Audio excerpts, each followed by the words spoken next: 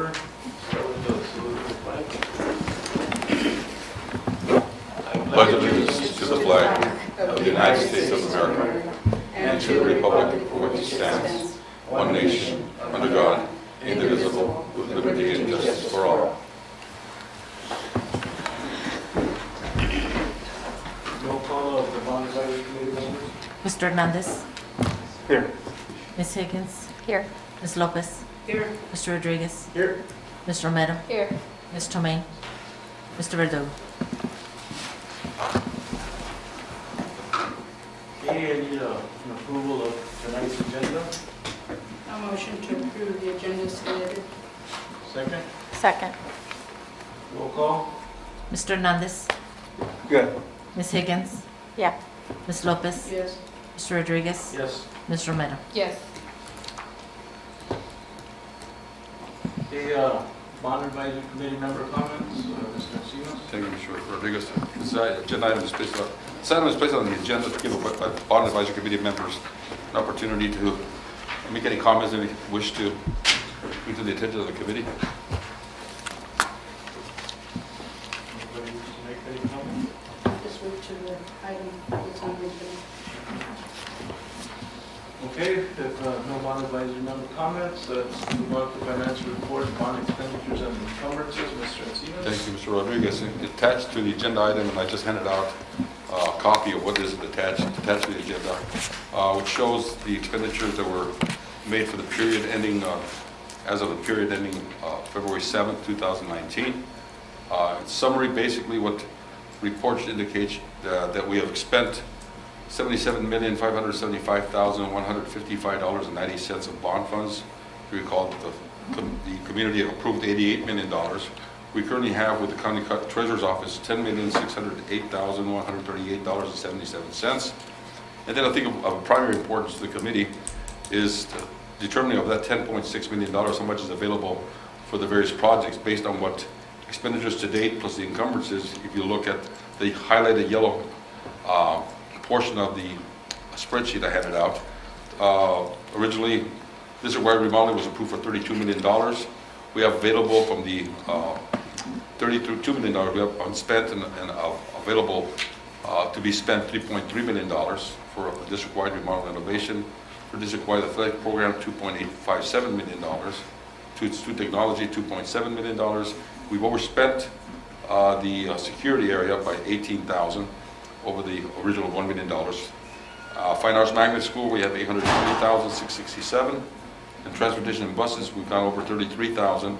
And the primary reason for going over this is because of the allocation of the issuance cost. When we sell bonds, there's the cost of issuing bonds. So we allocated that percentage of the total amount, took a percentage of what that community amount approved was of the total amount, took that percentage, applied it to what we spent for cost of issuance of $644,903. So then allotting those costs to each of those areas shows an over expenditure of $33.31 for transportation, of which $43,970 is the cost of issuing those bonds that would pertain to those school buses. So that's why the over expenditure there, or the perceived over expenditure. But overall, we're still in great shape. We have over $9 million to allocate for other projects in the various areas. So if you have any questions, I'd be more than happy to answer.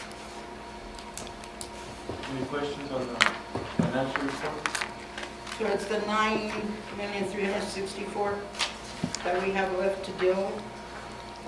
We have really, Reading this wrong. from the available, I went back and did the spreadsheet, we did it, allocated the amounts, and I come up with right now, those $3.3 million for district remodel renovation. You have to break down, that's how you broke it down? Yes, ma'am. Okay. Okay? I got a question. Yes, sir. As far as the 9,000,000, the 300 and some thousand is concerned, will we be getting any money from the state before we run the money out? We have to spend that money within 3 years of November 2018. So we have to spend that money by 2000. No, I understand that. I know. I already Will we know be getting that. any more money from What the I'm state? saying is, will they allocate any money for the school district before we run the money out? The plan by the state, as far as I am aware of, they intend to restore unrestricted capital outlay to the school districts slowly. This coming year, we're targeted to receive an additional $1 million for for capital needs. Whether the state will restore all the cuts, I doubt it very much. If you look at what based on the formula for capital outlay, the district our size with our student enrollment would be entitled to over $7 million of capital outlay monies. We are only receiving about $2 million of that $7 million this year. That should go up to $3 million next year based on projections. So whether they'll ever go back up to $7 million, I don't know. It all depends on how the state funds for capital outlay. They do have separate monies under students, as the school facilities board, which basically has a responsibility to fund for the construction of new schools. As school districts need new schools, they're supposed to be building schools for school districts and not have to have the school district rely on selling bonds to build schools. But if a school district wants to build a school and it doesn't qualify for a new school, then it would have to sell its own bonds to build that school. So do we qualify for any new schools now? No, sir. As a matter of fact, our enrollment is declining. We're at one time over 16,000 kids. We're projecting 15,100 next year. Yes, ma'am. Isn't it also true if, based on projected growth is how you get your money? Yes, ma'am. And if Well, you... projected and actual. And yeah, but then if, from your projected number, and if you're under, we need to pay back to Yes, the ma'am. state the overage. Yes, ma'am. So it's kind of like, who knows? Yes. Got another question. Yes, sir. As far as the money that we're going to be getting, the projected amount of kids that we have, we're saying will be here next year, is that due to any special project or something that wasn't done here in Tucson? No, sir. Nothing I'm aware of, no. Because So basically- it's declining because of what? Because of the actual number of kids that are living within the Sunnyside school district boundaries and going to Sunnyside schools. We've But lost. is it because we're not doing enough construction? Is it because we're not doing enough, having families move in because there's no jobs here to begin with? Or no new housing projects that are clearly, that really contribute to the increase in enrollment of a school district. If you have new houses, young families moving to new housing, and kids come out of those new housing. We have a small project going up on Alvernon and Benson Highway of, is it 100 kids? 143 homes. 143 homes off of Alvernon, Benson Highway, 143 new homes. I learned last week that potentially the vacant land south of Desert View High School, between Swan on the east side and Alvernon on the west side, south of Valencia to Los Reales, that's being planned to be developed. There's some homes there already right now, but apparently the plan, there's 480 acres that they're under a master plan to develop that area. Yes, sir. I was gonna say, couldn't it also be because of all the charter schools that are coming within the Sunnyside boundaries? We've lost some kids to charter schools, but I think Mr. Baco has more information regarding the actual number of kids that we actually have lost to charter schools versus what we've gained from other school And we districts. don't have that many kindergartners? Chairman Rodriguez. So 3 years ago, we commissioned a study to look at the patterns that were emerging at that time, because we saw a sharp decrease at that time. A lot of factors are contributing to what we see. And this is a pattern that is existing across all schools in Pima County. TUSD is reporting a similar percentage loss. Vail's reporting a similar percentage loss. Even though there's growth in their area, like their kindergartens, students are smaller than what they would expect to, given the growth. Every school district in Pima County is reporting similar. So in general, the school districts are seeing a slight decrease of about 1% to 2% per year. That's consistent with what we've been seeing. And it's an aging community. It's a lack of development, home development in this community, even though we have a couple of positive indications coming up now.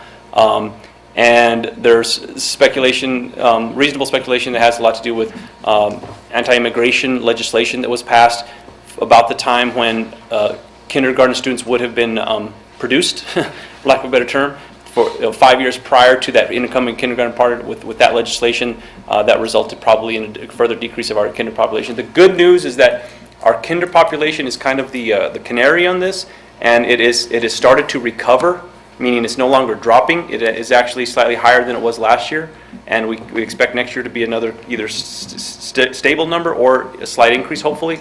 That will move things in the opposite direction from a decline to an increase over the next few years, but we're still expecting a decrease for next year, about 100 and some students. So it's a common trend that's occurring across all of Pima County.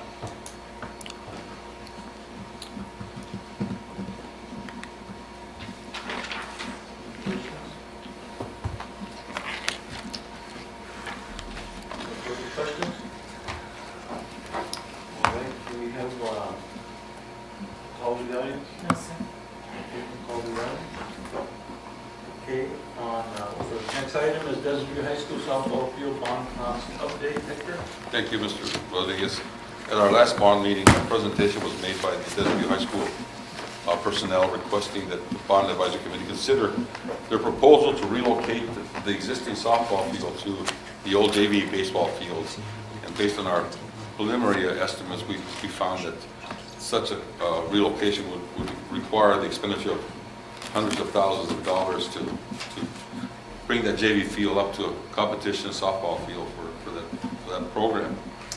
At that same meeting, the Bond Advisory Committee requested cost information as to how much we had spent already at the existing facility, which is located at the northeast corner of the Desert View High School site. And looking at past bond expenditures, I was able to determine and verify that the district has expended from previous bond sales dating back to 2015, I believe.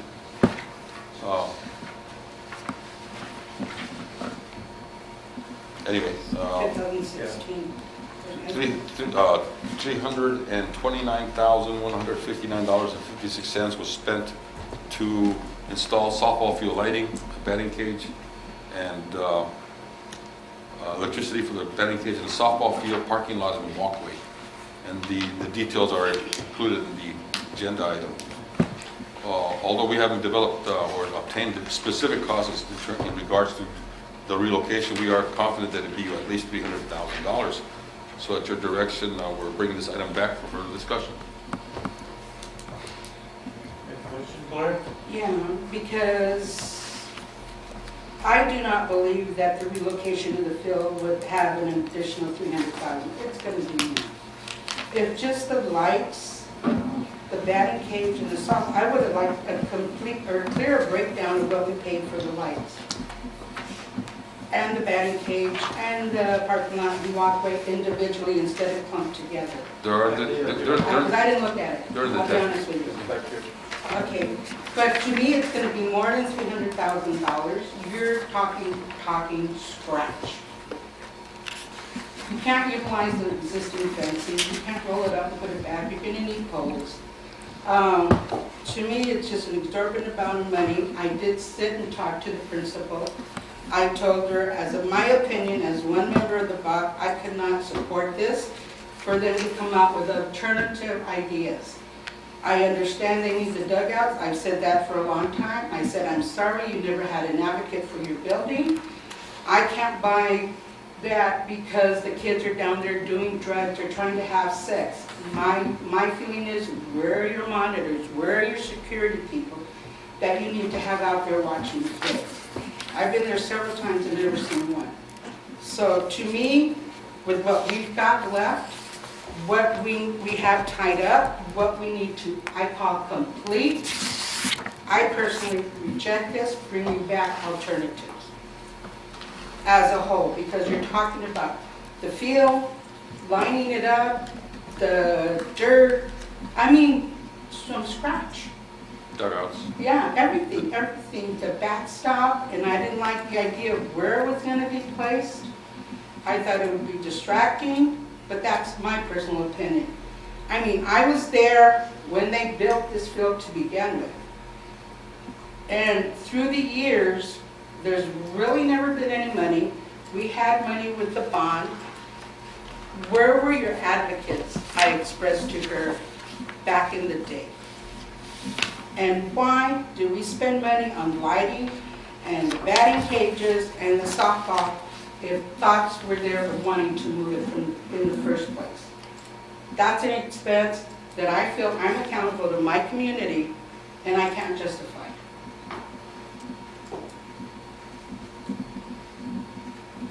Any further questions or concerns or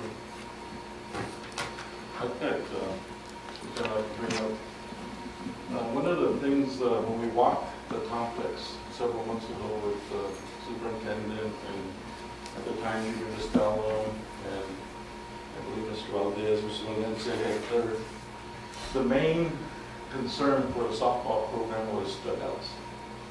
Dugouts, that's all we wanted was dugouts. Sunnyside had some brand new dugouts, all we need is dugouts.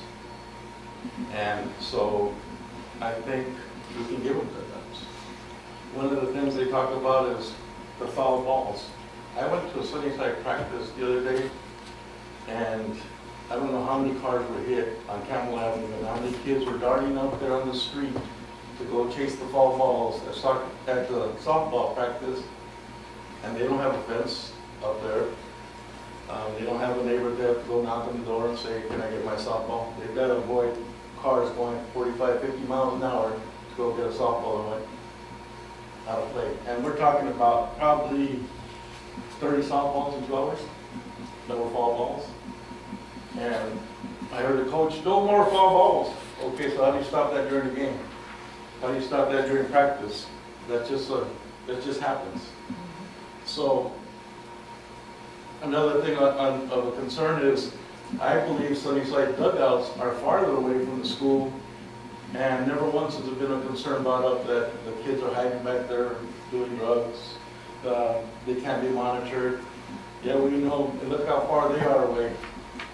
We've never heard a complaint or concern from anybody saying, we need a fence up there because these kids could get hurt or a parent could get hurt crossing the street chasing the foul ball. I don't believe that, besides maybe a fan getting hit with a softball, maybe at Desert View, I don't believe anybody's in that much of danger chasing a foul ball as they are at Sunnyside, and yet we've never addressed a concern for erecting a large high fence to protect the foul balls from going out into Campbell Avenue. And again, that's just my opinion. I think I have to echo Blair's sentiments. I think that to spend this much money when we could have done this all at once, if this would have been at the original part of the plan, it would have been a lot easier. To completely reconfigure and make a new complex, which is what we're going to be doing, I just can't see supporting it, but that's just my opinion, and I'm just one person. We have a committee for that reason, and everybody has a voice. And so the floor is open. I just don't believe we should go forward with this. I would entertain the thought, and then I put in Mrs. Lopez's comments about what it would cost to bring the bleachers up to the standards. We got the ADA walkway that we spent a lot of money on. We got the parking lot that we spent a lot of money. We got restrooms that were renovated that aren't too far away, that were the old ROTC building. So we spent a lot of money to bring that complex up, and the only thing that they've said is lacking is dugouts. Well, I think we should entertain the thought of bringing up dugouts, bring us back some cost estimates, see what we spend at Sunnyside, see what we want that's comparable, or what we'd like to design, maybe something different that is something that'll fit with what they're looking for. But I just can't see going forward with this much of a cost. And again, I'm only one person in this committee, so, but I can't support this. Yes, sir. There's just one problem. The thing is, you can't cover everything. No, it doesn't matter what we do. We can't cover everything. We're not going to make everybody happy. So we do what we can and live with the rest. The other problem is, what would it cost to put a camera out in the one spot where they're saying that we need some vigilance by an adult or something, to have one camera put out there? How much could it cost? We dig it in-house ourselves, the wire, out to the location. We put it on a pole that's already there where we think we need it. And we're covered. But that's about all you can do. You can't, how could you put somebody to monitor what they would do? The kids would do is they'd say, okay, Joe's the one that monitors out there. Let's watch him when it's his time to go out there. At 8:15, he walks out there every day to check. So after 8:15, we're good. And with a camera, you can't do that. And the other thing is, if you use a camera, you don't actually have to have it on. All you have to do is put a big sign out there, you're being watched by a camera. Most people won't take the chance of doing anything when they know they're being watched. That's about all I have to say about that. Thank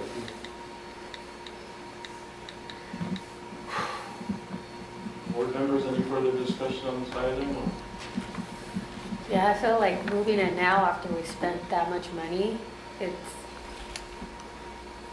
like throwing money away now. So, and then we only have like a rough estimate of how much it's actually gonna cost us right now.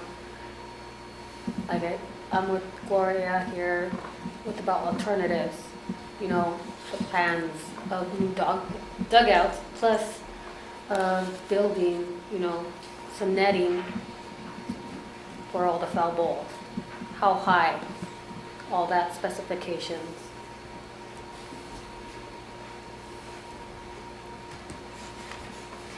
Mercedes, any comments? I agree with Gloria as well, that the cost is just gonna continue to grow and more stuff. So I think, yes to the dugouts, but come back with a better plan. Mr. Hernandez? As far as the ball balls are concerned, I don't know if you've gone out to the park over here where you can see that the net goes out over the home plate. That would stop a lot of them. Instead of just, how high would you have to go with a fence? Probably 40 or 50 feet up to stop the majority of the balls. The majority of the balls, if you go down the sides a little bit and then put a canopy on it like they do with the netting over there at the parks, would stop probably 3/4 of them. The other 10%, the other whatever percentage of ball they get over, you have to live with it. But that would be the easiest route to take rather than trying to go up 50 or 60 feet to stop the majority of the foul balls. Would the committee be amenable to approving a recommendation that we obtain the services of an architect engineer to develop options for the improvement of the existing facility? That we What do is it it right. gonna cost us? Well, probably, normally AE feel you are no more than 10% of the cost of the improvements. We don't know what the cost of insurance is. Shouldn't be more based on preliminary cost estimates for the cost of the dug, because we're looking at the dugout. The other issues that I've been made aware of is that at Desert View High School, the existing softball field and where the lights are at, the dugouts would have to be built in such a way that it might infringe on the existing play field, or we could possibly move the actual backstop and fencing in or southeast, southwest. But that would be something that an architect would have to look at and see what option would be available to do that. So my concern is that I think what I hear the committee say is that we need to live what we've done already, which means we already put some money in the existing facility. Let's finish that facility and do it right. And by doing it right, I think if we got the services of a professional architect engineer to assist us with the design and development of options, and then bring back those recommendations to the committee for your consideration. I was gonna just reject this proposal was my intent, or is my attempt, to reject this and have them come up with a better idea. Meaning, I had talked with the principal, talked about the dugouts and bleachers, also ADA compatible. Actually, nothing was discussed about the netting for the fall balls and all that. I did explain to her what my concerns were, and also that I was one member, but I couldn't see spending all this money. And I also made the comment that we're down to the nitty-gritty as far as monies go, and we still have incomplete projects that we had already passed, but yet are not completed. So who knows what it's going to cost, and then having to pay a percentage to an architect. I don't know how that works. It kind of bugs me. I think that we should go the route of the architect engineer to do things right this Oh, time. yeah, that's true. I feel that's the right way to go. We can come back with a proposal to the architect engineer at the next meeting. We'll contact some firms. Are we talking about a proposal for the dugouts? and- Yes, sir. Dugouts, fence, netting. That's it. Will there be more Are we doing the seating? lighting? Are we No, doing the existing light is, no. That's my understanding of what I hear the committee say. Let's finish that facility, complete it, and make it right. What fence? The, What fencing before you're talking about? too bad The there's no. backstop part? Yeah, the backstop itself, Okay. okay. The backstop. And would there be more seating? Well, that's the other thing is that That the existing the bleachers principal are, had said that it was not accommodating the crowd that they had. Mr. Hernandez? As far as the backstop is concerned, what have we spent on the project that we said was okay to go ahead on? What have we spent to date?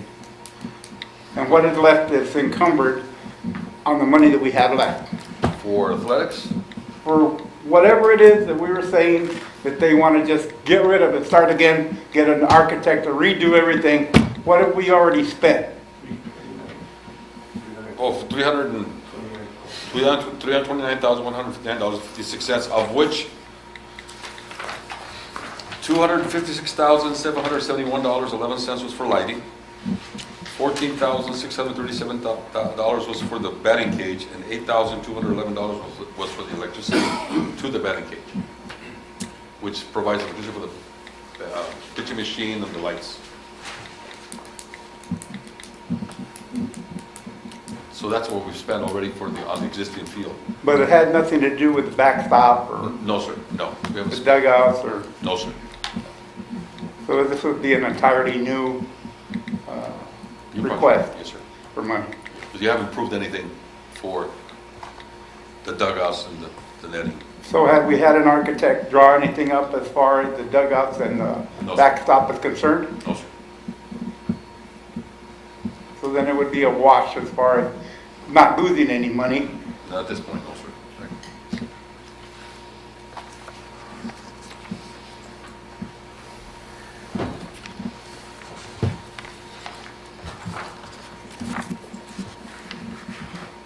Mr. Hernandez? Well, then I make a motion that we have an architect look at what can be done and what the cost would be. And see what we come up with first. Before we second. decide on anything. So that would be for the dugout, the backstop? The dugout and the backstop and whatever else that Seating. they're concerned, if they want to put in the camera, put in the camera. We'll have our crews install cameras, we don't have to go outside. Yeah, well, that's what I mean, it's not that big of a deal, one camera's not that big of a deal. A whole school, yes, but one, no. So obtain the services of an architect and engineer to develop options for improvement of the existing facility. That's the request. Yes. Got it. Obtain the services of an architect and engineer to develop options for the improvement of the existing facility. To include new dugouts Specific and about what areas. dugouts, bleachers, and netting, fence and netting. Correct. Okay. So got that to include Yes. dugouts, fencing, netting, No camera, right? bleachers? No. Well, we'll put the camera, we'll get that installed. Take it and put the camera. Do we have a second on that? I second. Roll call? Mr. Hernandez? Yes. Ms. Higgins? Yes. Ms. Lopez? Yes. Mr. Rodriguez? Yes. Ms. Romero? Yes. All right. What's his password? Oh. Password? Oh, for this one, put, what's the border? Boredom? Try that. I don't know if they've changed it, but that's what we used to do. I thought Mr.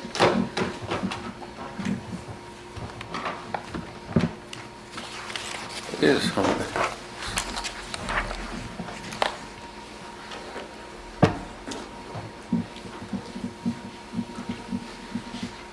All right, the next item on the agenda is Gateway Intermediate Improvement Master Plan Update.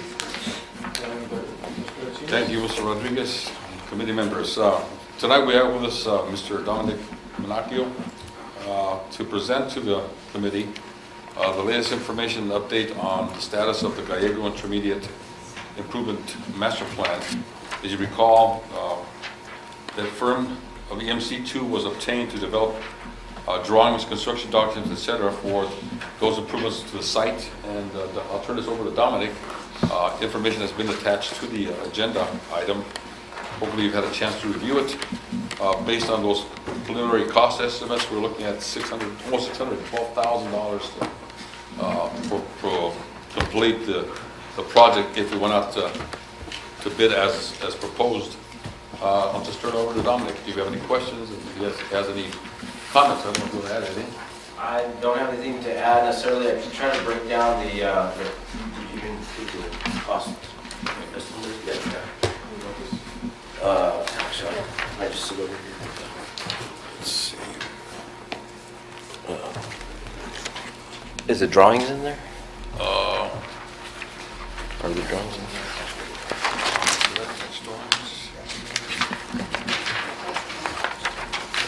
No.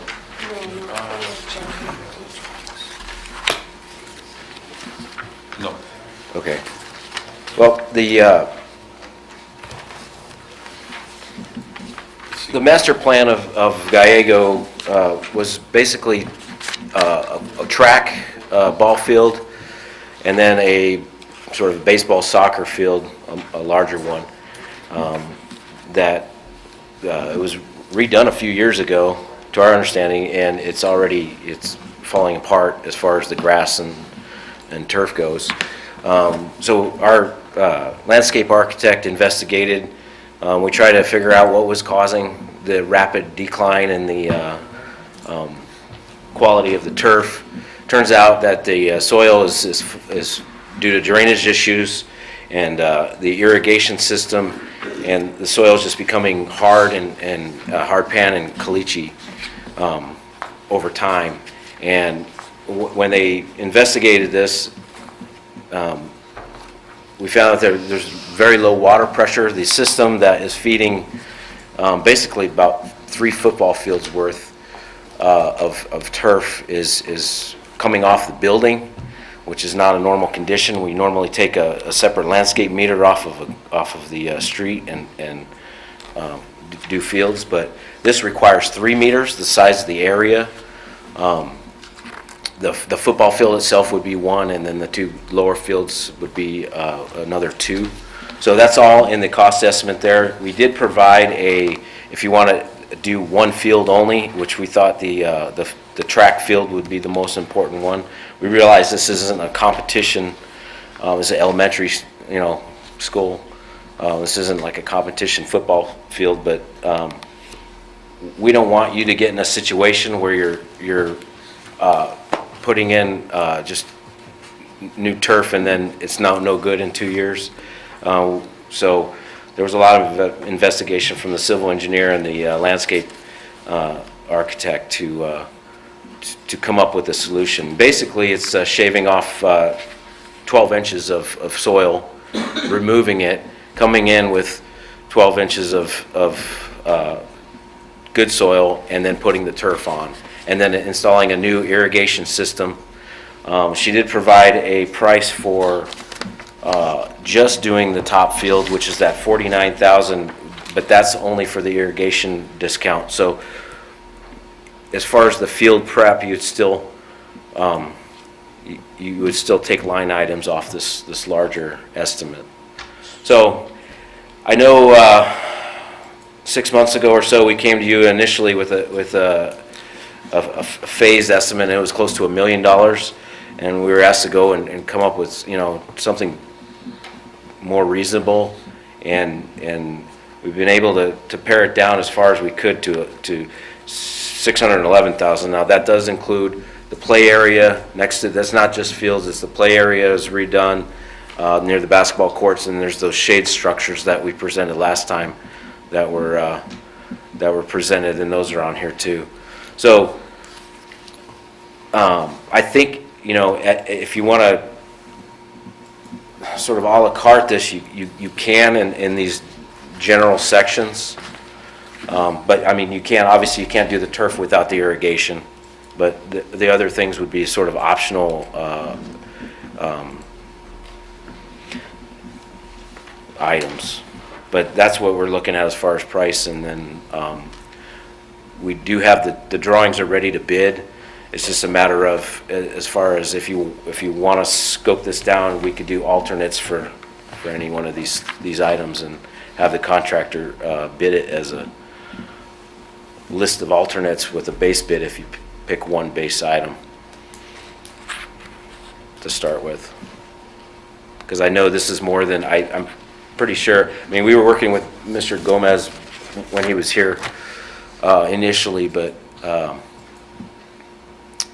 I think it's more than what the board expected and the committee here. So that's why we went back and reconfigured some of these things. I got a question. On, I don't see a cost of the irrigation meters, the 3-inch irrigation meters, are they on there? So, yeah, right here it has system 86,267. That's for the three. They provided an alternate one. It's for 1 meter, and that would go down to 49 if you only did the top field. So you would basically discount $30,000 off that 89 from the, or 86 from the front side.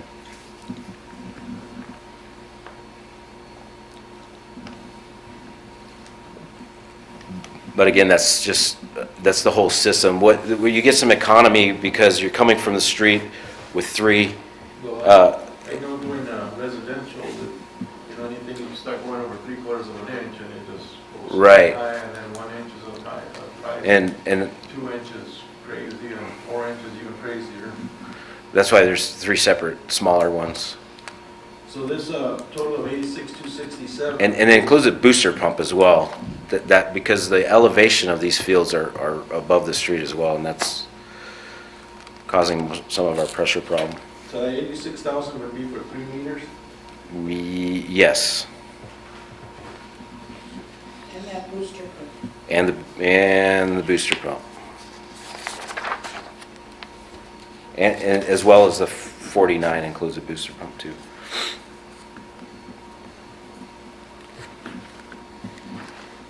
And this would take care of all the playing fields. The 86 would, yes. And this is taking care of all the fields for the new addition, which would be, what is it, the 4/8 side? That playground area, that whole playground area? It's, I see, yeah. visual, yeah. So it would be the track field. We kind of divided into just 2 fields. There's the track field, and then a little bit down there's the 2 baseball fields with a soccer field kind of in the middle.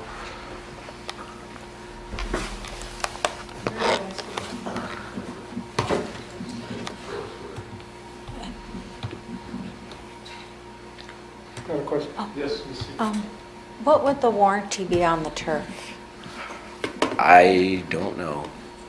I did ask if there's a difference in if there's any benefit to not doing, actual sod and doing seed or something, but she said, you have to keep kids off it for an extended period of time. It's the savings is not that much, and you have to seriously watch it till it gets established, and that would take a while. And it's seasonal when you can plant it. So this price is a sod that's a pre-rolled and installed. But I don't know what kind of warranties. I could find that out, how that works. Yeah. Hold on, 3,700 East Allenport. No, 370. What my mistake? 10. Do you have to, this is your Google Drive? Yeah. Here you go. You want to pull up the drawings? Oh, this is the upper.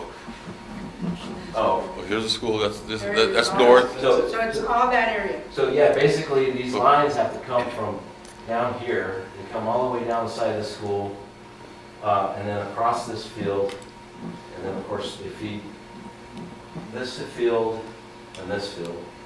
And so for all that area, you need 3 meters and a new irrigation system.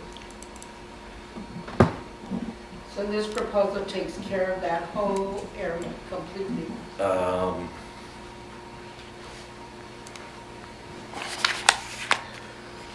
It says 110,000 square feet? No. So what is it? That's in this one. Square feet, yeah, 110,000 square feet. I believe that the sod itself price is just the running track the running track area. Right, right there. Yeah. This one is the most damaged, and I think you can see with It's plain nasty. yeah. I would have to clarify, because the way that's reading is the price of the actual sod is just for Just this. for that. The irrigation is for all three, and Removing 12 inches of dirt is for all three also? I don't know. Like I say, I'm reading the headline on this, and it says running track infield. So if they missed a grouping, I want to make sure. I'd have to go back and check with them. I do know the irrigation system is a complete.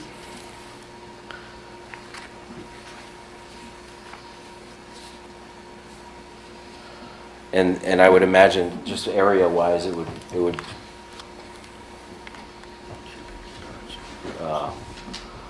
be about, Cubic yard is what, 81 square feet? Cubic yard? A cubic yard has 81 square feet. A cubic yard is 81 square feet. Yeah. So it says 4,092 cubic yards of topsoil. So 81 times 4,092, it's 331,000 square feet of topsoil divided by 43,000 per acre. That's all. According to this, if you took the total cubic yards of topsoil, 4,092, that translates into 7.7 acres, which is roughly the size of the whole Okay. playground area. okay. So the proposal here includes 12 inches of topsoil, For everything? yeah, for the whole site. So it'd be the whole, yeah. Yeah. Okay. Well, I'd have to get them to correct that, then it should be both. Yeah, because if you just read, starting from the top, it says description, you just think it's just for the running track and infill renovation. So, And then, I know this was discussed at the last time we were here as well, that some of these trees that were in the design, I know the district has a kind of a deal with, Choose up clean and beautiful. yeah, trees, and so things like that could be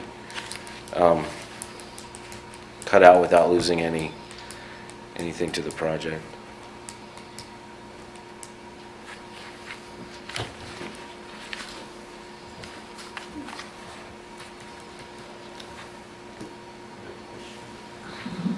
I know that this is, I know you guys worked really hard on this number here, no disrespect, but we've had numbers come back before on several projects that were what we thought were a good number, and they come back and they were really high. So are we expecting to see the same results with this, given the time you spent preparing this, or are we going to go way over this number? You know, we've given it our best effort. We're as surprised on some of these numbers that we get on bids as well. There's discrepancies we've been finding just between two bids that come in, significant differences. So, I mean, we can certainly hire a professional estimating company to put something together, but Bid anyway, right? So Yes, sir. this is your, so, I mean, what I'm trying to say is, if we do get back bids, how close to the 600,000 are they gonna be? Are they gonna be less, or are they gonna be considerably higher? We don't know, but what we've seen in the past, we've seen them go a lot higher than we anticipated. right. And there was cost overruns that we've had to start taking money from other pots in order to finance a project that we thought was gonna be taken care of. So this is a lot of money, and I think the committee will agree, this is one of the things that was talked about a long time ago when there was almost $12 million allocated for Gallego Intermediate Primary School as a fine arts school, that all of this would be taken care of. And I don't think there was ever a serious attempt to get into this depth of seeing the problem, because it's bad. It's bad. We walked that field, Gloria and I mean, the collegiate is bad.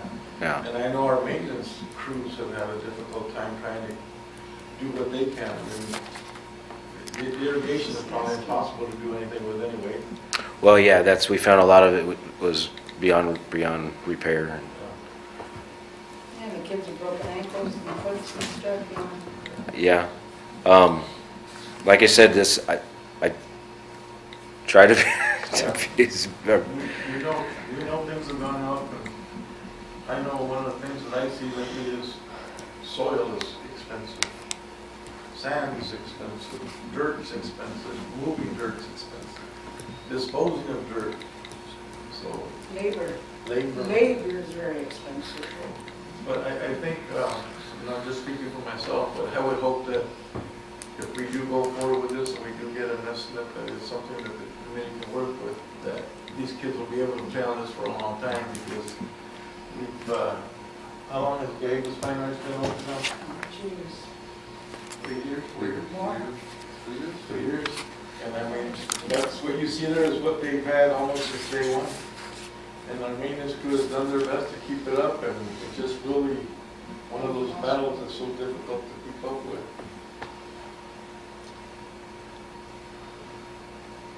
Would the committee be able to identify exactly what you would like to see bid out as a base bid with some alternates, or the whole thing?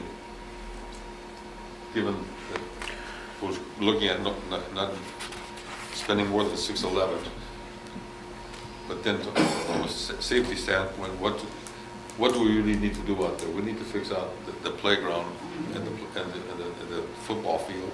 It all needs There's to some be other done. areas here that would be nice to have, given if you had the money and the price came in right. So, which would you recommend as far as alternates for the bid? Well, when I looked at it, I thought there's a couple different components. There's the field component, which can be divided into two, and then depending on the meters, whether you want to run 3 at one time or wait and do that the one field later. There's also a component here where we've redesigned this playground area around, and so there's sidewalks that go from the school to the track and then to this playground area. We also have another component that's over here where we added a drinking fountain and some shade structures, and if you've seen the drawings, then I think there's 1, 2, 3, 4 areas you can break it out as, and a lot of those things, like the shade structures, are sort of modular, so we can have them get a price on individual shade structures. Excuse me. The retaining wall, what area So up there? the retaining wall, this field's higher than Uh-huh. this area here, and the retaining wall, there's a couple of short retaining walls here to step this down and make this more so the drainage actually Uh-huh. gets off the field properly instead of coming up this area here. There's a couple of things that we spoke about when we initially talked about this one. If we don't spend the money to work on the fields and make the fields, then we don't need an accessible route to get to the fields. Right. So that was one of the main concerns. Right now, there is no accessible route, which means anybody that has any type of disability can't get to those fields from the school right now.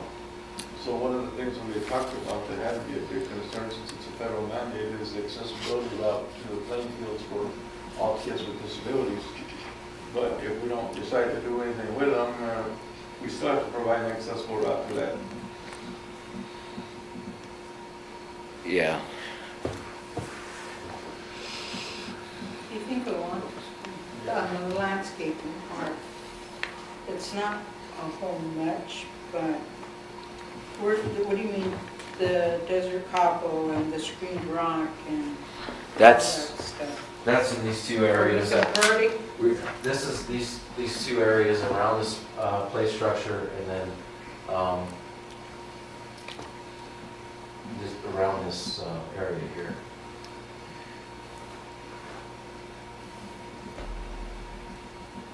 And then we did just have, I think it was like a 6-foot sidewalk going all the way here, and then an option to go take it to the other stop.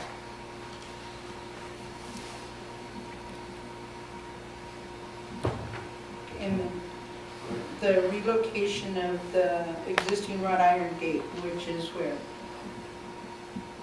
I believe that's moving this to where it comes straight off the sidewalk. Our new sidewalk would come straight off here and just be a straight line to the track. So where's the existing? And obviously you can see that the traffic comes and zigzags over right now. We would move the gate to right there. Okay, bring it out.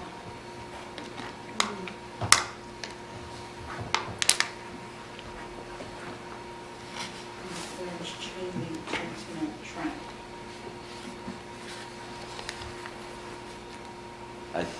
Yeah. That's at the sidewalk where the parking is. It is a nice chunk, but it's things that need to be done because this school, as far as I'm concerned, is incomplete because the fields aren't done. And it's a fine arts with crappy playground. And I think the longer we wait, the more expensive it's going to get. And this is a project that we began, which to me again is incomplete, which we need to finish. And based on It's the just, okay. based on the year-to-date expenditures, you have $820,667 left in that line item that was approved by the voters. Maybe just a few minor things with the trees and get them for the city and so forth. I'm just concerned about the turf and the warranty and what if it doesn't take? When you do put in the irrigation and, you know, what happens if it doesn't come out the way that we think it's gonna come out?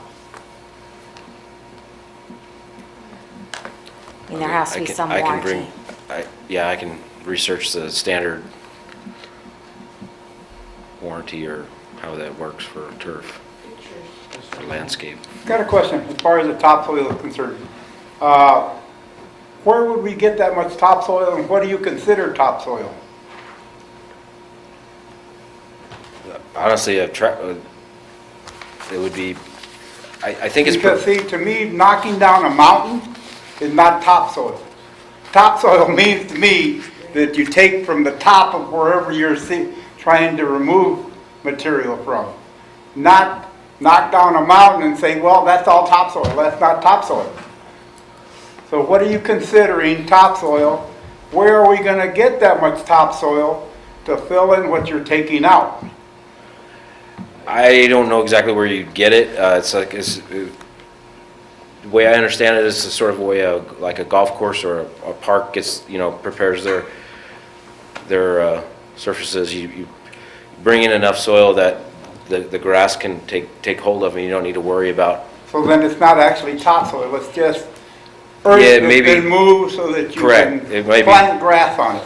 Okay, now, as far as the grass is concerned, what type of grass are you trying to put there so that it has a better life as far as having that many people walk on it and use it all the time? Or is it just something you're just gonna, what is the name of the grass? Is it Tiffway a special 419. grass? Tiffway 419 based sod. And we get that from where? I honestly don't know where it comes from. So then the earth that is coming with, that's already on the sod, you don't know where we get it from? I don't at this time. I could certainly, But the Tifway Bring it. 419, that's a special It's type a- of sod, right? yeah, it's a product. Do we have sod, the baseball field that we had at Sunnyside High School, do we get that high quality of Tifways? The tip that he's talking about is top of the line, it's the Top of the most line. expensive sod. It's what they use at the Cardinal Stadium. What we use is, what we bought for the baseball field, for that baseball field, I believe was 48,000 Mhm. for the whole field. And that came from Phoenix, I believe, Casa Grande area. And the sod, as far as I know, the warranty, there is no warranty. If they deliver it and it's wet and you plant it, you buy it. So that's the hard part. So it would be a company that would have to install it as well. Because we didn't touch it just for that simple reason. So my question would be, as far as Tifway sod for a middle school, is that kind of overkill? Okay, yeah, I don't know. Good question. Maybe it sounds like you're using something. Because the 25-pound bag alone is how much? $250. Was just seed of the tip weight. I was looking into buying Tifway for my house, and it was $250 for 25 pounds. For just a Tifway 419 seed. This is gonna be roll outside, right? Yeah. Roll outside, it's already growing, you just water, put it together, close it, Yeah. put it down, keep people out of it till the seeds close. The whole thing with that is, how are you gonna get that much sod there and get it down fast enough so that it's not either dry or wet? How many people are gonna be putting this stuff down? Because if you leave pellets out there sitting for 4 or 5 days, that could ruin the sod itself. There'll be a Mr. That's his house. At the baseball field, they did have a team that came in. There was a team of 5.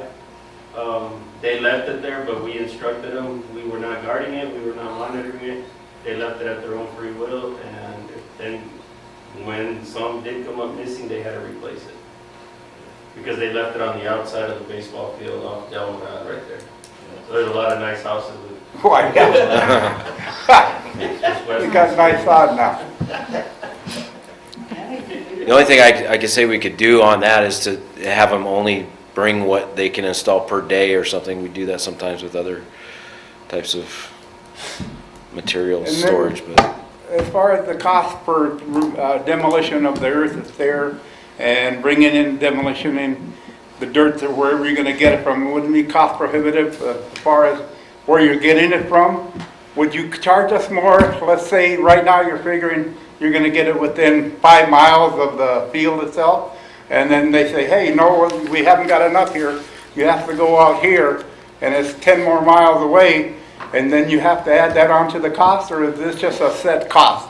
well, most of these costs that we get are set from an RS Means book, so it's construction standards.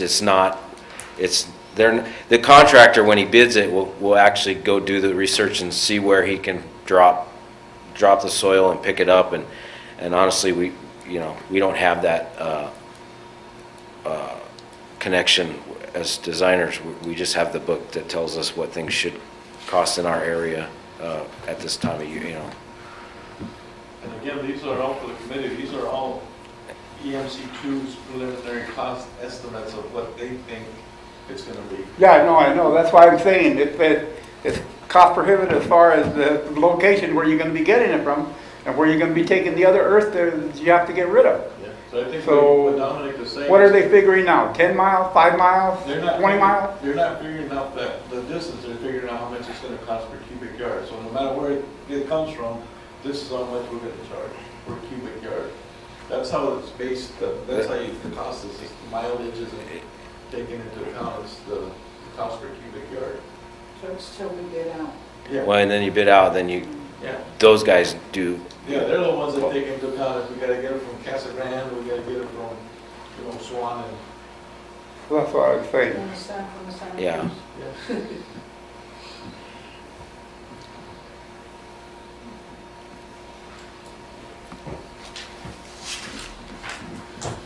Any other questions, any further discussion?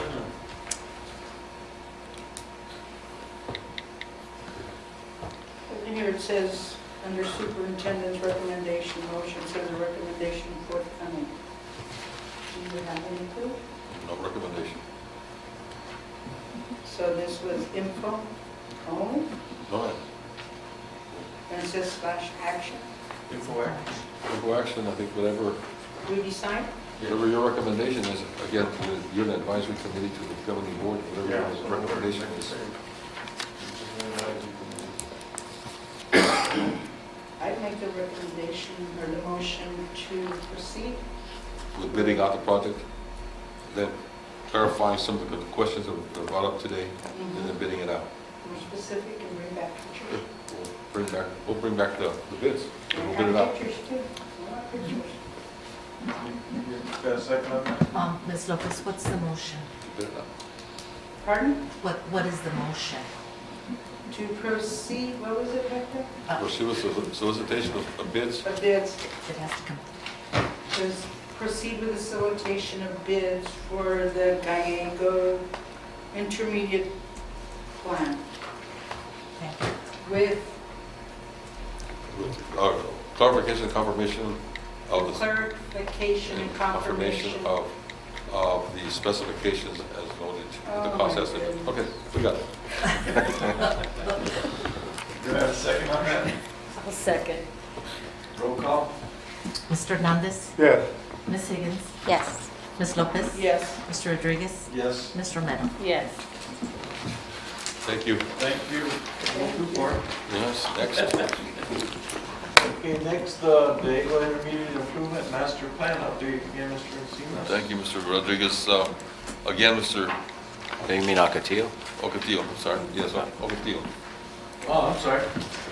I was reading the same one again, sorry about that. The, you received hard copies of some handouts that information pertaining to Ocotillo Early Childhood Learning Center. Proposed improvements include basically an improved parking lot facility and some amenity site improvements to the site itself. I'll turn this over to Dominic to expound on the. I think that one was on, if you, Oh, yes, was it the drawings here? yeah, I think that one showed up, yeah. So here's. So go I, ahead. you know, this, we did a conceptual design for this project to sort of make the north parking lot along Campbell safer and take care of some drainage issues on the east parking lot.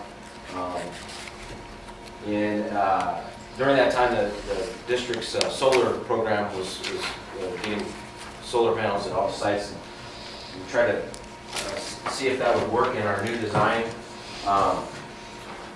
The existing parking lot basically goes along this curve here, and the new solar system, I've dropped them in here from what they're going to be building in about, I think, 45 days. They said they were going to be mobilizing for this site.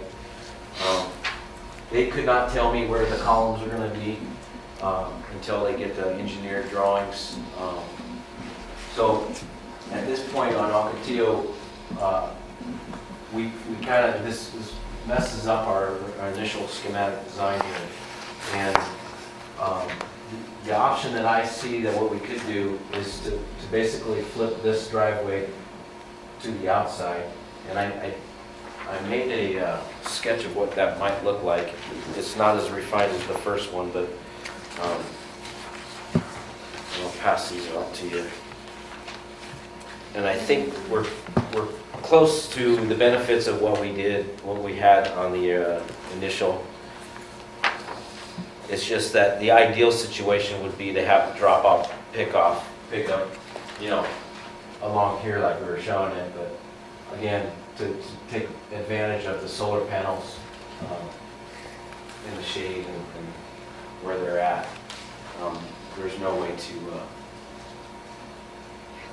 to go with this design. So when I did the overlay with the solar panels are the shaded Oh, areas okay. here. And then, yeah, We you just move put the this. parking back under there and rotated it to an Oh, angle okay. and put the driveway at the, I'm sorry.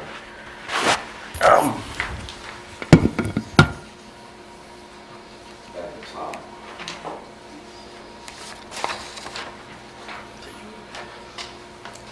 And really, you're not affected on this new parking lot over here, although we have to kind of swerve around and miss wherever that last column would be. So you might lose a couple of spaces here, but you gain a lot more spaces in here because then we put parking back in underneath the solar panels. So again, it's good. I was told last week it'll be 45 days till they have those drawings that they know exactly where everything's going. And this is our thoughts for initially turning it around. Now, I did include a couple of quotes that Mr. Gomez had obtained when he was here. But it's basically for the lot as it is and redoing the asphalt. So those prices are just digging up this one and replacing it. And I think this one was a little bit less and just resurfacing that one because it wasn't as, I didn't need the grading treatments that the north parking lot did. That's not a cost estimate for the whole project that we have drawn up because we don't know exactly what the configuration is going to be yet. So it does give you an idea of the asphalt work though. This would be on the, oh, it's just this, that's all that we have right now.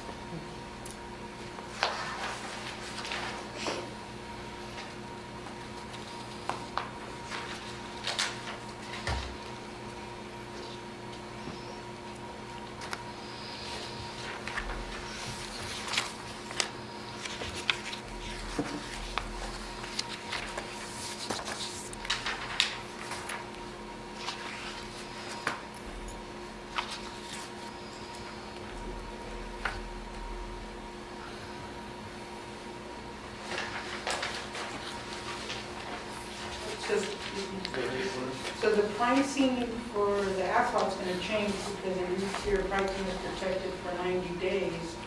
And this was submitted in April 10th of 18.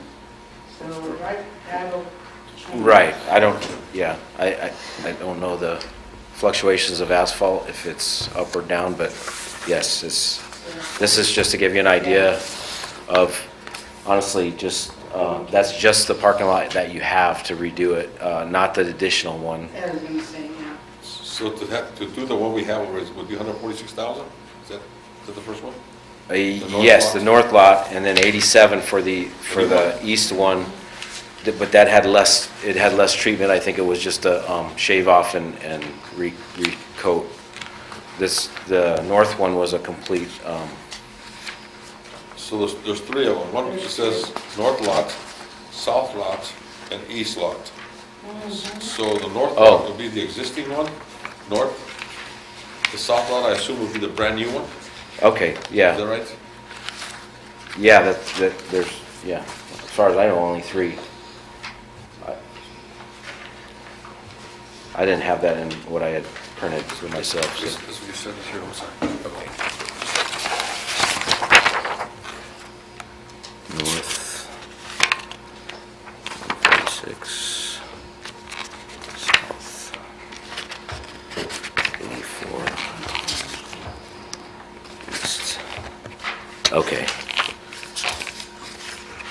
To put this in perspective, I think we were looking at what, $400,000 for the entire complex here, Say 470,000. for the entire admin, transportation, maintenance, Transportation, maintenance, bus yard, bus parking lot, everything. 440, 470,000. maybe 500,000 was engineering. 500,000. Well, So we already have engineering done. that's what, but this would be really 125, 85, 225, and then 25, $250,000 for seems kind of steep. Because the other price is going up Yeah, but the 446,000 we got for is, the whole complex. for this whole thing is a recent. I think maybe pricing has gone down. And this is a bid from regional. Yes, And the cheapest one put out of the three bids was what, for this complex? these expensive The one ones. you went with, which one? We didn't go with any of But them you yet. wanna got go the- with, I know, but you wanna go with. The one that we provided the higher warranty for. That would be the one with the higher warranty. That was- The one provided by Gordon. Was who? Tucson Asphalt was their sub. Work out a deal if they're gonna do here and that. I think, are the drawings already complete or the No, will be, no, right? this one is, the drawings aren't engineered as, because of the solar, Solar, we okay. can't. Yeah, put a hold on it all. So we'll, as soon as we find out what the solar is gonna be look like, we can finalize Yeah, the drawings. and, for the and bidding. the actual design, if, we really haven't reviewed the drop-off and pickup scenarios with the solar the way they have it either, so. So realistically, until the solar is installed or finalized. we won't be Well, able to- I guess when they mobilize, Yes. which he told me was 45 days, they will have their, I was told they'll have their exact engineered drawings for where the stuff is gonna be, so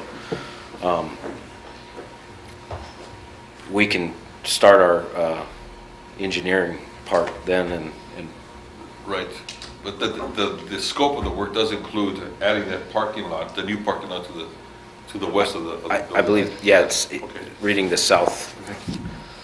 So just wait and see, do we get that solar finalized, and then we can come back to the committee So with, it's some, we'll have some contract documents and some Yeah. documents by then and bid it out, okay? But in the meantime, we would like to get some kind of strategy and make sure that this is the right, the setup, the layout you want to go out. That way we can just make those minor, adjustments when the solar drawings get done, and then the engineer can just engineer it. The specifics on that, Yeah. So, and then that's the update. So this one's kind of on a holding pattern. And the other thing on this one is the solar panels are also kind of blocking a lot of the features that we had included in the first one too. It is providing some shade that we were providing, so we can take those out and kind of get two birds with one stone. And so that will be all, coordinated with the solar as well. Now, and the only thing I came across, I haven't got an answer back yet on, but, Which you want? that's a drawing.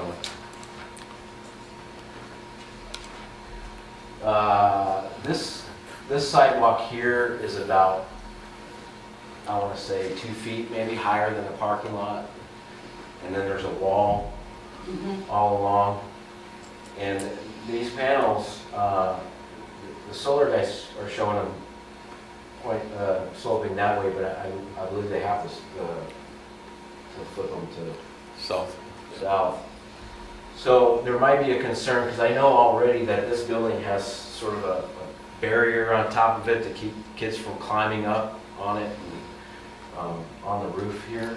I think that with this wall here and the low end of the solar panels, we might have to do something, maybe create a fence on top of the existing wall or something to keep the same thing from happening when those solar panels are in, unless there's,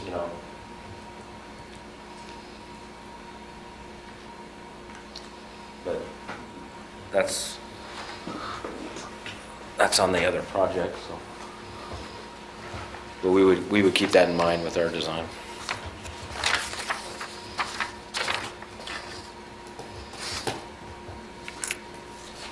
So do we need to make a motion on this, Victor?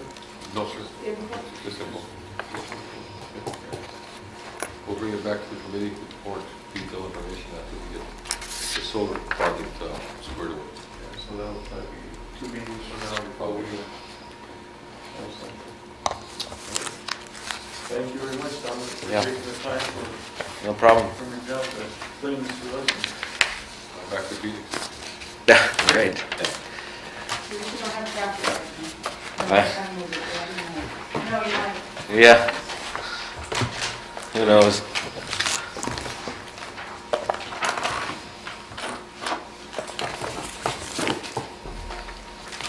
This is something I can get to. Okay. Okay.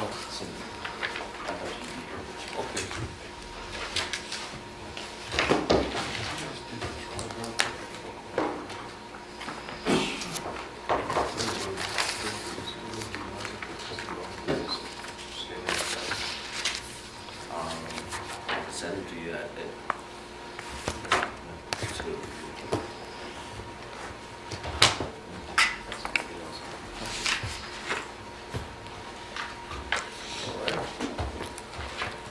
Moving right along, next one is Playground 88 Pathway Access Project. Mr. Encinas.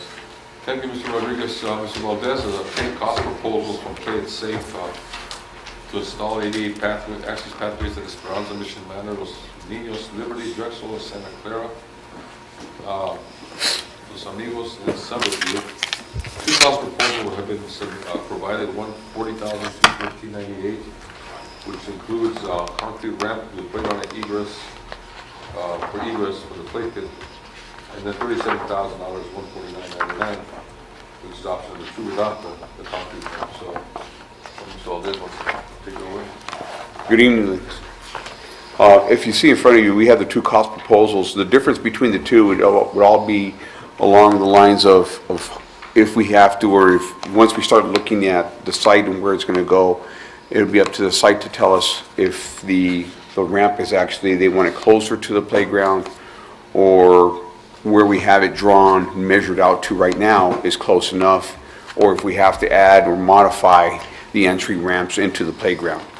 So even though the first cost proposal comes in at over $40,000, $40,213.98, the actual cost of that could go down depending on what the site tells us, whether the way they have it measured out initially is good enough, or if they wanted to add additional concrete ramps to any of the existing playgrounds. Okay. So if you see the difference here,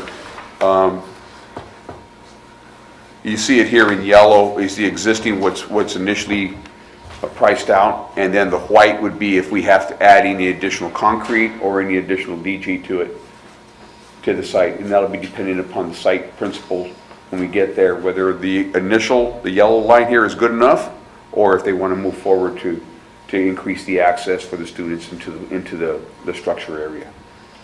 And that's the same on the other ones. Same here. It all depends on the site principal, if we take it up here and that's good enough, or if they say, no, we want to have additional entrance ramp or modify the entrance ramp into the structure.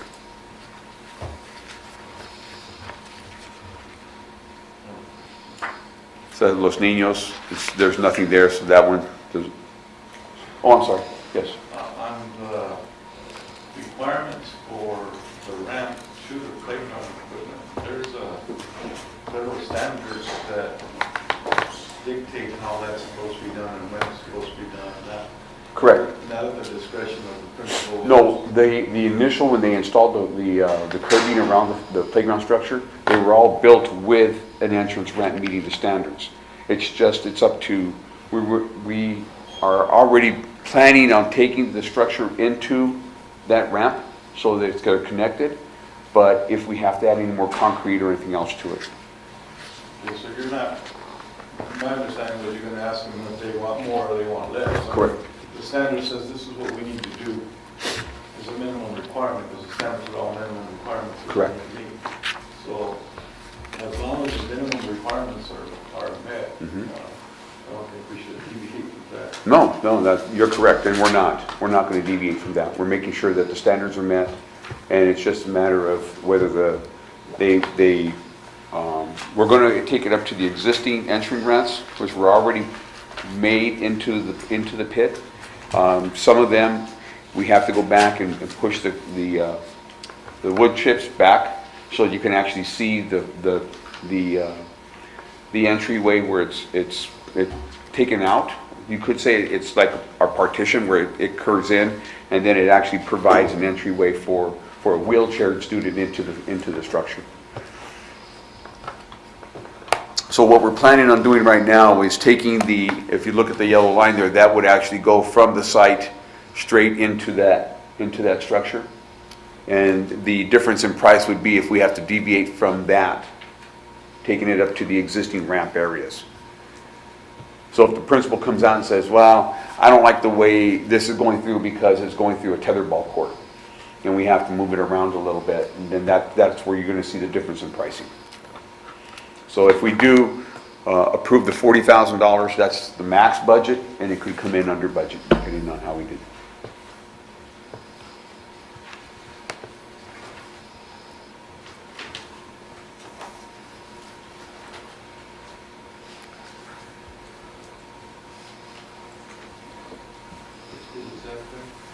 This is Los Niños here. No. This is Los Niños, which is showing access both from the portables on the south side of the school or southeast side, and then access coming right out of the entry door or the exit door right here.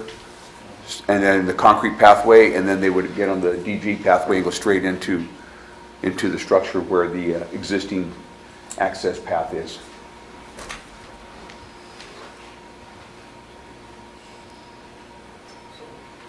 And there's Liberty, and Liberty is probably going to be the longest run because it is coming from the school and where it's located in comparison to the school.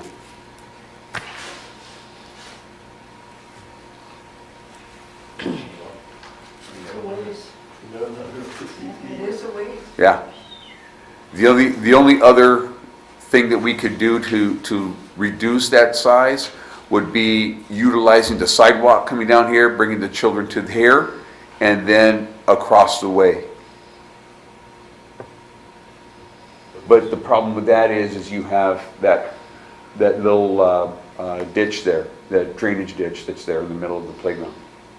So we would have to cross that. Lake Bernie? Is that Lake Bernie? Lake Bernie, yeah. No, that's a reservoir.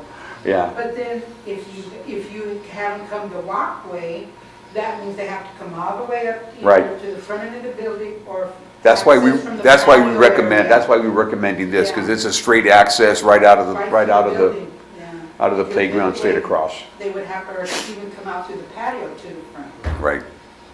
And what this would also do is, it would also provide better access to the existing playground that's there also, if they wanted to play there. And then you should have put the playground equipment closer to the building. Yes, sir. What's, are you running into any difficulty in any of these areas providing that accessible route and maintaining the maximum of 2% cross slope? Because there's an ADA requirement for pathway. You can have it going down, you can have sloping. And that's where we're gonna have to look at that with, especially with Liberty, because we have, as you come out of the school right there, it's not as steep of a slope in that area where we recommend putting it, but we're gonna have to make sure that the contractor will make sure that we don't have that excessive slope. You don't want to create a ramp. 'Cause Right. Once you start creating a ramp, then you get into all other different areas. Yes, Ms. Higgins? I make a motion to approve the award of contract to Play It Safe. Do we have a second on that? I'll second. Roll call? Oh, Victor? The amount not to exceed Yeah, I was 40,000, gonna say. Yeah. 213.98. Yeah. What's that town? Mrs. Higgins, it's not. We have a second already, Ms. Monroe. Roll call? Mr. Hernandez, Yeah. Ms. Higgins, Yes. Ms. Lopez, Yes. Mr. Rodriguez, Yes. Ms. Romero. Yes. Thank you, Mr. Lopez. Thank you, sir.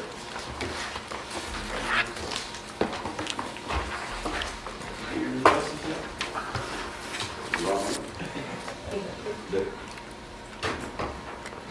Okey dokey, next item on the agenda is Sunnyside High School softball field snack bar, Mr. Encinas. Thank you, Mr. Rodriguez. Enclosed in your packet is some information regarding a request submitted by Sunnyside High School's girls softball program coaching staff, requesting that BOC consider approving the expenditure of bond funds for the purchase of a Connex type storage unit that would be converted to snack bar slash storage area.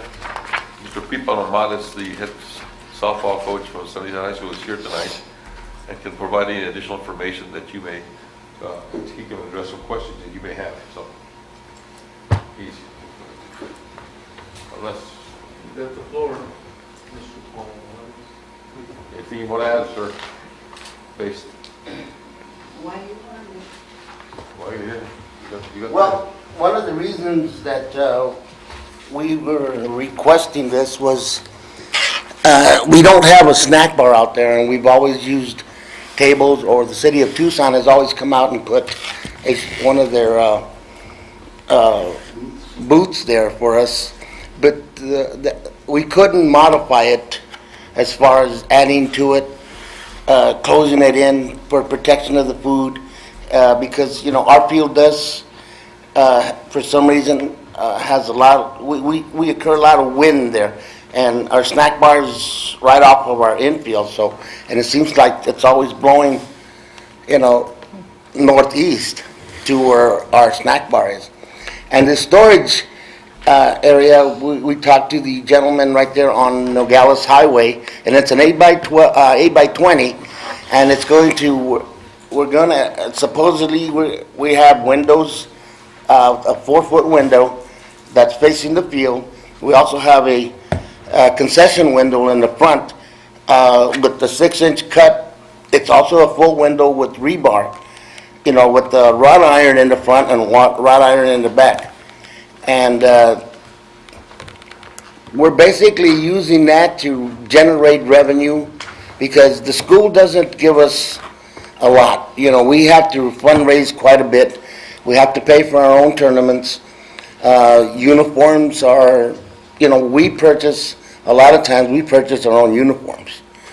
And, you know, we're going to a tournament this weekend, and we also try to generate enough money for meals, because we are giving meal money to when we travel during the regular season. But these are tournaments that we are going to play in ourselves. So on good days, even with that other booth that we had, we would generate somewhere between 150 and 200 bucks a game, and we have 9 home games, so that would give us quite a bit of money to add to our funds. And it's not only gonna be a snack bar. We were given, a couple of years ago, we're given a golf cart, so we could, you know, drag the field ourselves, go and take the kids to and from the bathrooms and the trainer's office if somebody got hurt. And that was we were putting it away in our batting cage.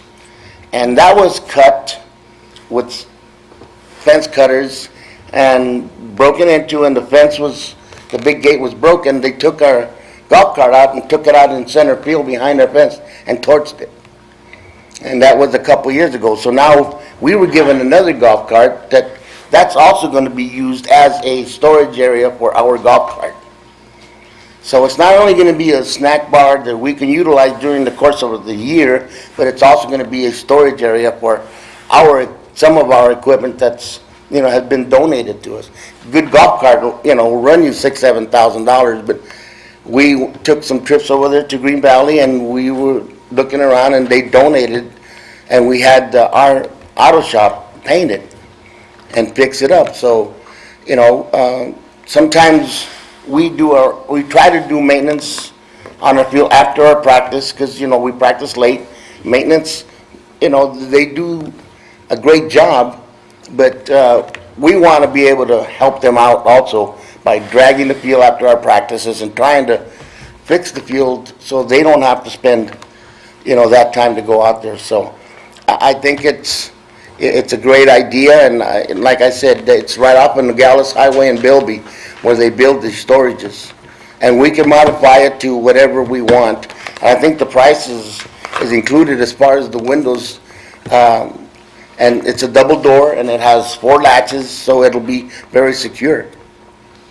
Or the structure that you're talking about is gonna be lumber, No, it's a metal. metal? Oh, it's gonna be one of those metal boxes? Yes, sir. Container? Yes, sir. It's a container that's converted? Yes, sir. And they're gonna do all the modifications right there at where we purchase it.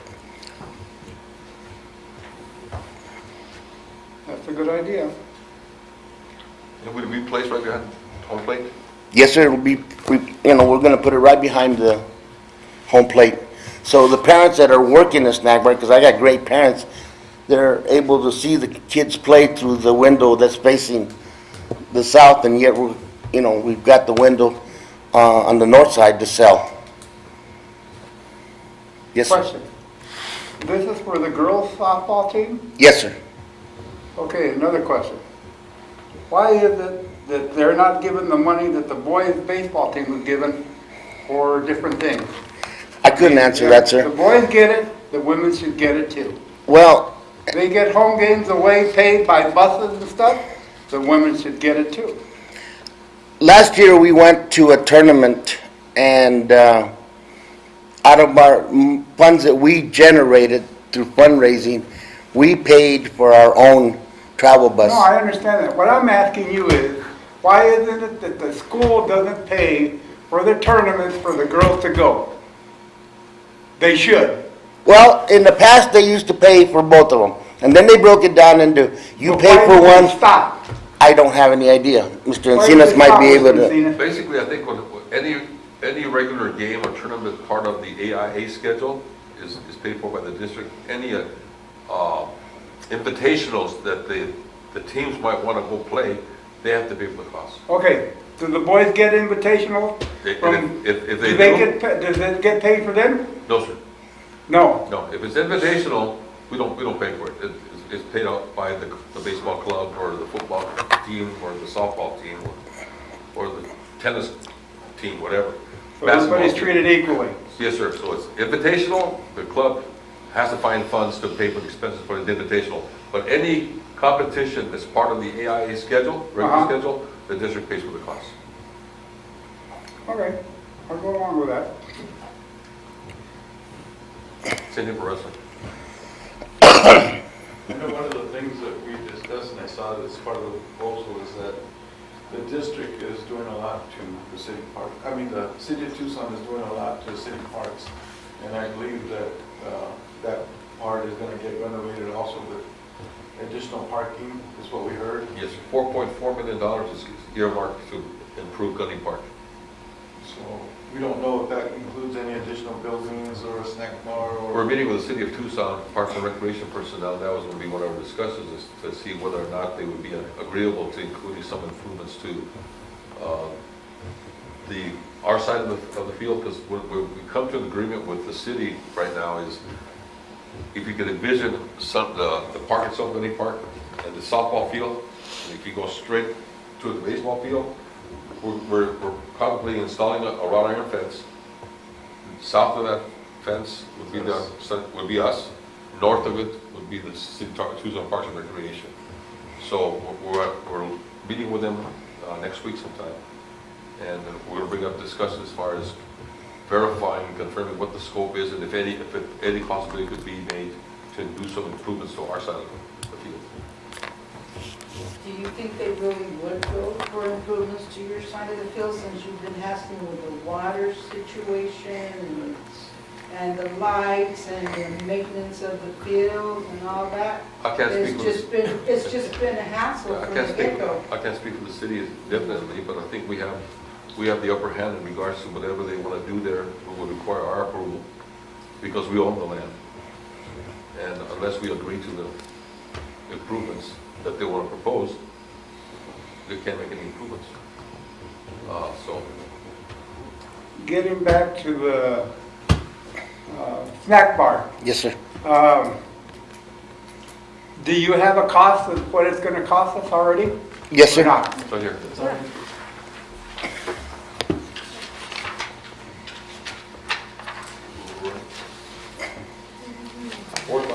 $105.16. I think it's a very good price. Would you require any electrical service to that facility? We have generators that we can utilize, but in talking maybe to maintenance, see if they could give us more power by the light pole. I don't know if it's possible or not. But we've been able to use generators and electrical, extension cords to run the snack bar for the last, I don't know how many years. I've been the coach there for 19. And, we'll make it work.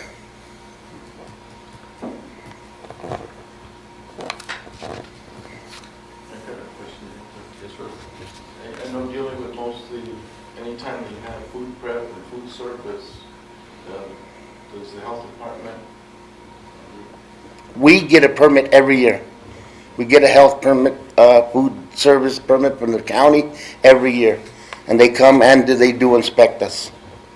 So we do get a permit every year.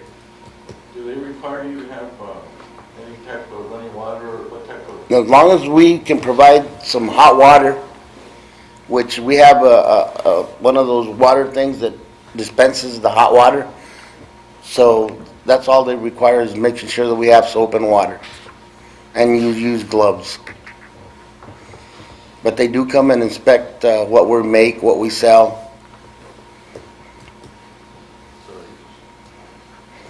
Where do you get your son liquor day? No, we make tacos and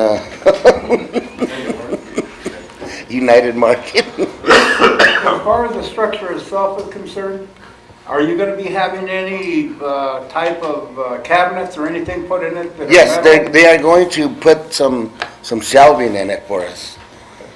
So, But that's all? yes. Well, we're gonna probably You're have not a gonna put in shelf. a sink? You don't have to No, have a sir, sink? no.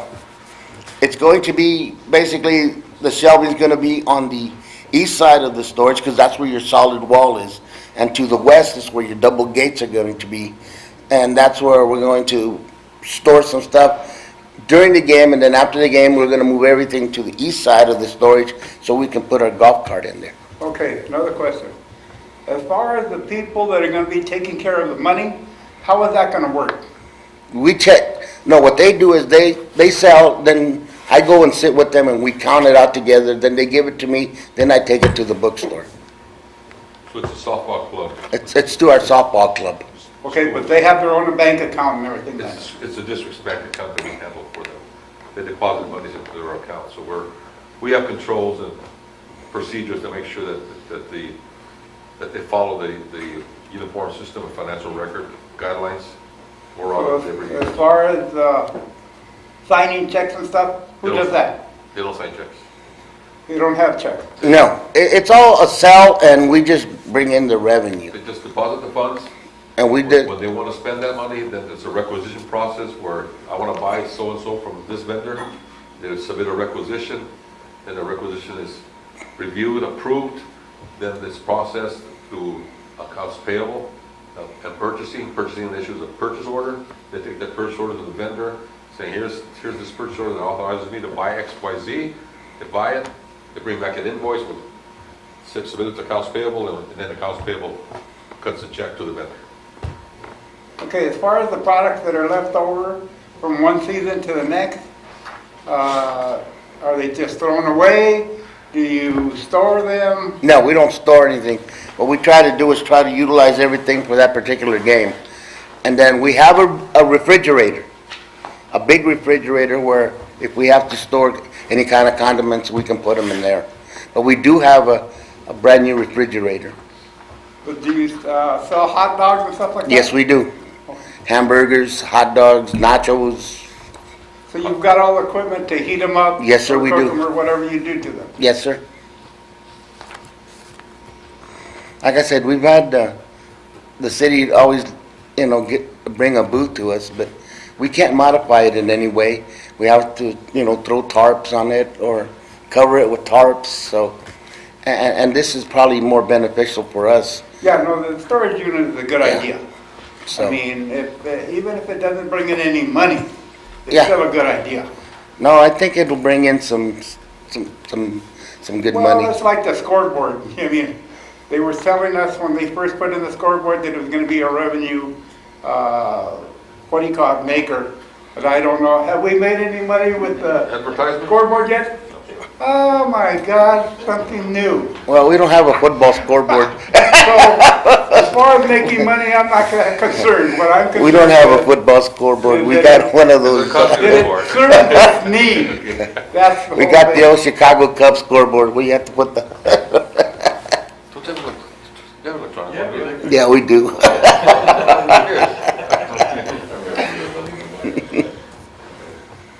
Good idea. I make a motion that we purchase the item that's being requested. I don't know how you do that, other than just saying what I just said. To approve the request as submitted? Yeah. Do you have a second? I second. Roll call? Mr. Hernandez. Yes. Ms. Higgins. Yes. Ms. Lopez. Yes. Mr. Rodriguez. Yes. Ms. Romero. Yes. Done. Thank you very much. Thank you. Have a good one. Good luck. Last item on the agenda is the racquetball conversion. Sorry, go ahead. I'm sorry. I'm sorry. What am I doing here? No, it's all right. Last item up for discussion is item F, Desert High School racquetball court conversion proposal. Mr. Encinas. Thank you, Mr. Rodriguez. At the last meeting, you requested that we revisit this issue item. As you recall, we one time included this remodel renovation conversion of this existing racquetball courts at Desert High School to storage. I've attached some of the drawings that were prepared by EMC2, which showed that they were going to convert 1, 2, 3, 4, 5, 6, 7 of the racquetball court, which is all of them, and put a rather extensive roof system and door system. If you look at this, the drawing showed that there's it would be fully enclosed. I mean, all 7 of them. And the bid for that project came in at $449,055. So I think the interest of the committee members was, what would it cost to just do a bare bones roof enclosure to some of the units, or all of them? So that's what is being brought back for discussion, for your discussion. I think one of the things that we discussed, that you have 3 walls, right? Side walls and back wall? Back wall, side wall, Yeah, and so all you need is a front wall and a roof of some kind for storage. And one of the reasons this was brought up is because they're not utilized at all. Nobody uses those racquetball courts. And so we said, man, that would be a perfect place for every one of the sports at Desert View to have everybody putting them in that off-season. But when we saw the bid, almost $500,000 to just put a roof and a door on it and one light, we said, man, there's something wrong with that. So I think one of the things that we discussed is maybe the small time construction, the smaller construction company could bid on something like this, maybe one. How much would it cost to do one? This is what we need instead of, I think almost $500,000 is a lot of money. I have a suggestion. Why don't we have it rebid, but this time instead of having partitions of concrete, or what did they have as far as partitions, wood, whatever? It's concrete walls. Concrete walls. Concrete walls, well, that's what I'm saying. That's Let's have them bid it with metal walls, metal studs, metal walls, but partition, everything metal. It's gotta be cheaper. It doesn't have to be as thick. You're not gonna be breaking in from one to the other. The only place that has to be halfway thick is on the outside end of the building, where you might wanna go a little thicker on the material because you might have people trying to break in. But the doors the doors can be thicker, the outside wall can be thicker on both ends, but everything else in the middle, you're only having people in there that are working with the school, so that would be non-essential to have them put in thicker stuff so that they wouldn't break in from one to the other. Yeah, so we don't have to worry about the walls between it, because they're already there. They're already concrete. Oh, so you're just talking about, oh, The okay. front and the roof, Yeah. because it's, they're racquetball courts. Well, use metal roof too. I mean, all the thin metal roofing, how much could it cost? 400 or something. Well, I don't think they were going with metal roofing. I think they were figuring something else. Let's have them rebid it at, with the product that we think we should use.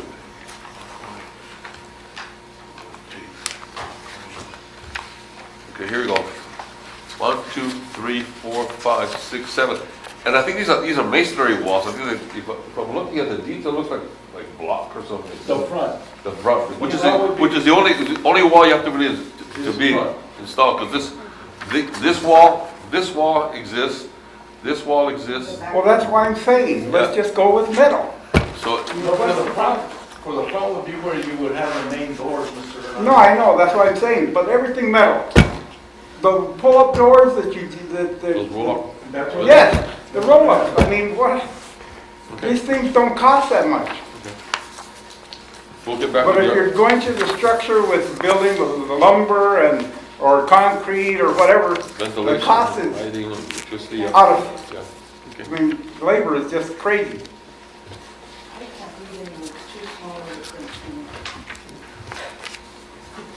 So the committee would be agreeable to, for us to recontact EMC to make revisions to the existing drawings to change the wall, the new wall to be installed to be just like roll-up doors and all metal. Yeah. Metal roof, metal roll-up doors to the front.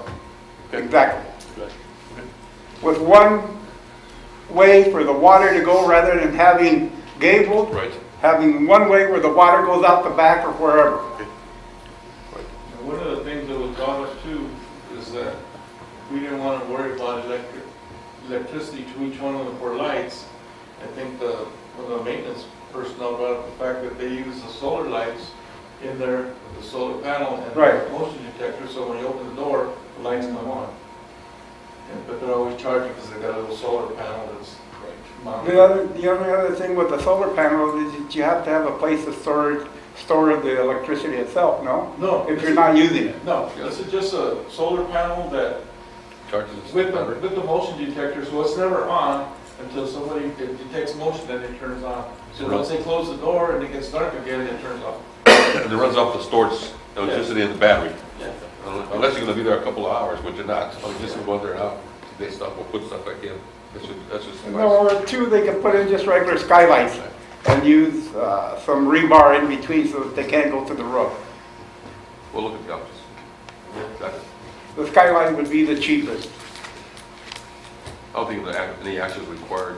Just Okay, All right. thank you.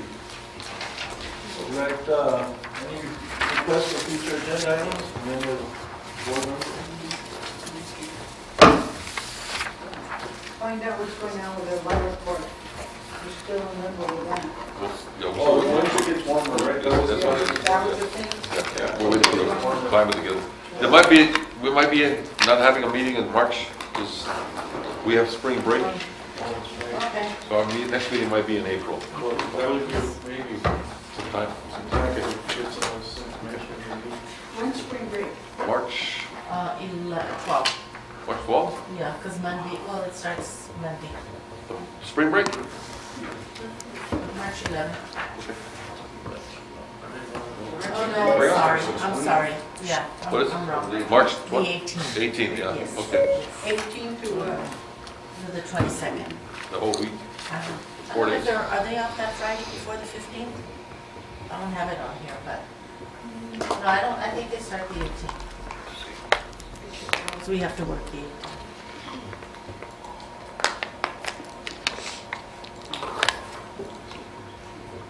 Where's our calendar at? Our website? Sorry.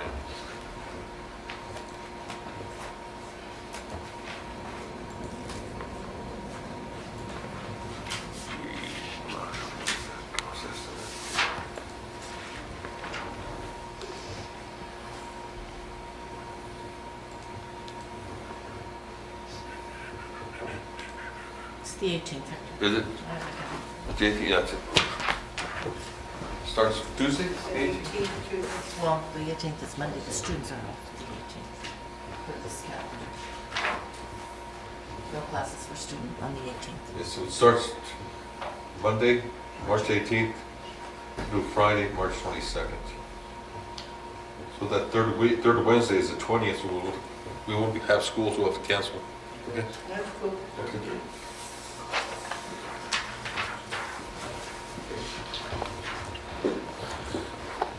And then the agenda consent meeting will meet March, 27th, I think. Oh, we're not meeting, it's in February. February we're meeting? Yeah, because well, we could go into March now that we're not. I had it written here. We can meet March, We could do March 6th, Wednesday. for an April meeting.